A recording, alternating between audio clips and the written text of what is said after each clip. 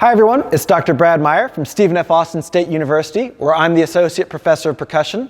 My second helpful tip on the ATSSB 2-mallet etude is about stickings. Now there's two things that I want to talk about. The first one is going to be about choosing your own stickings versus what's written on the page. And then the second thing is going to be about having evenness of especially things like doubles.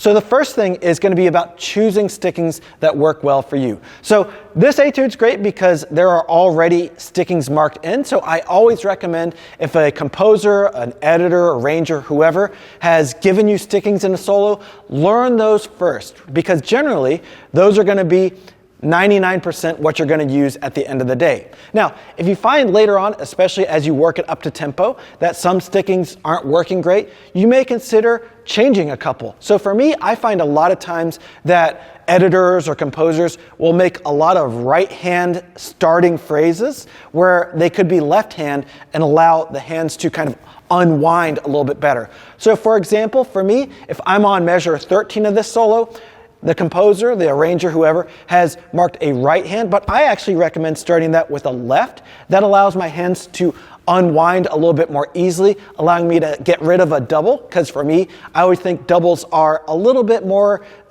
prone to inconsistency, especially that one that's moving between the natural and the accidental manuals. And then it also allows me, because while it could look like I'm crossover on that one, I'm actually just like this instead of thinking like that where it'd be crossed over. So what might initially seem like a crossover, you can actually just make sure that your hands are equally spaced or evenly spaced or well spaced, and that will avoid a crossover. Next, I want to talk about evenness of doubles. This piece has two phrases that are kind of almost require you to use doubles if you want to think about it. And so one of those phrases, the second one, starts at measure 24. And so that's going to have right, left, left, right, right, left, left, right, right. And so what we want to make sure is that we're not getting any kind of inconsistency. We're not going right, left, right, left, left, or the opposite, which would be right, left, right, left, left. We want to have just nice evenness to our sound. And so that would sound something like this.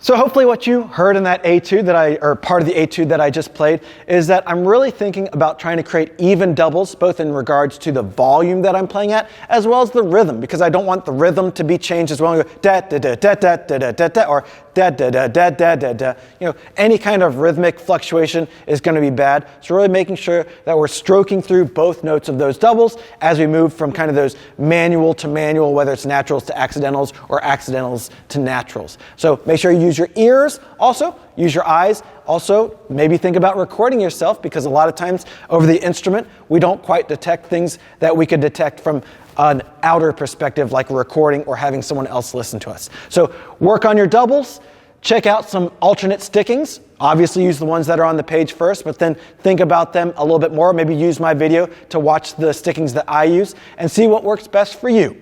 Best of luck on your audition.